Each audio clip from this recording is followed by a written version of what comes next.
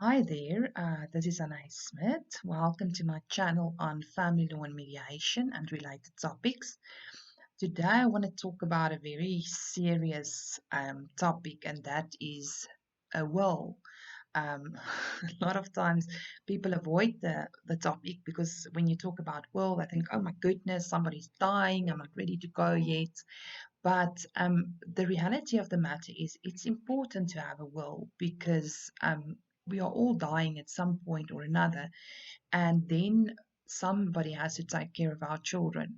So we need to say, so a will is a document that you basically record your last wishes as to what you want to happen to your assets and what you want to happen to your children. So relating to your children, there are two aspects that you need to consider. So the first one, you need to elect a guardian. So a guardian will be somebody that you entrust your child to after you've passed away. So you need to first of all confirm with this person that you have elected that they are actually willing to take the child and that they have the means to do it. You don't want to put a burden on somebody and then the child suffers for it. Then you also need to determine what's going to happen to your assets in order to keep the money safe so that the child can be taken care of after you've died. So, what forms part of your estate? So, estate is compiled of many assets. So, you have your immovable property, which is your home or another house that you might own. Then you have a movable property, which is cars and furniture. And then you have insurance policies, cash or fixed deposits, and shares. So all of that will basically be thrown into a kitty once you die, and then that will form part of your estate. And then maybe your debts will be paid, and then whatever's left after that um, will go to your beneficiaries.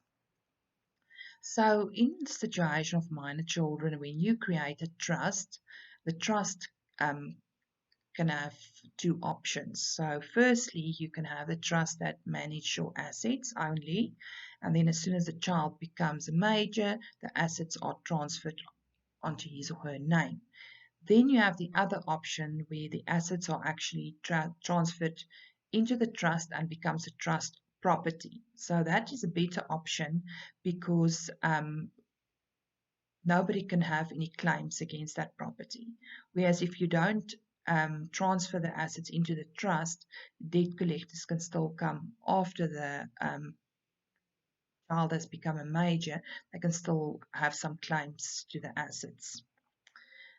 So that's why it's better to use the second option where you just transfer all the property into the trust.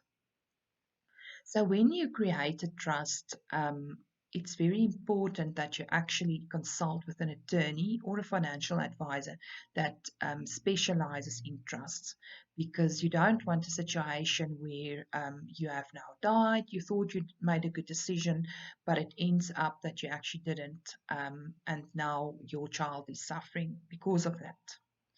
So when you establish a trust in your will, you need to select a trustee. If you don't select a trustee, the master of the court can also do that.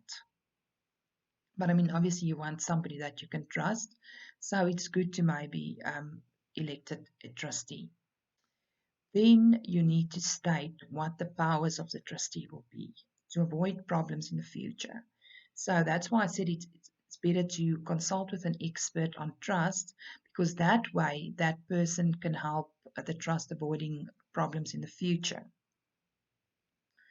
So then you also have to state what powers the trustees will have, as to what changes they can make to the trust deed, um, things like that.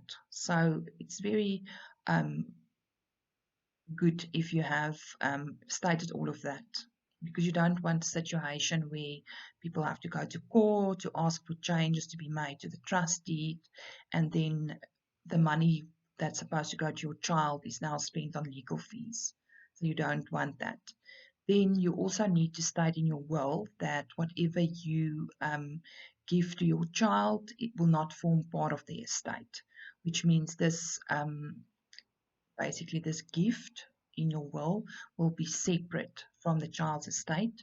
So if that child gets married and then divorced, nobody else can have access to that money. So that will remain the only property of that child. Also, that you need to consider before you do your will, it's very important that you consult with a financial planner. So they will also be able to assist you with your will. But the reason why it's important for you to do financial planning is that they can do a summary for you of what your net value is. So what they will do is they will draft a list for you of all your assets, and they'll be able to tell you what amount of tax you will be liable to pay on the deceased estate, and it will also they'll also give you advice on which policies you can take out to cover those fees so that it doesn't diminish the capital that you want to be invested for your child.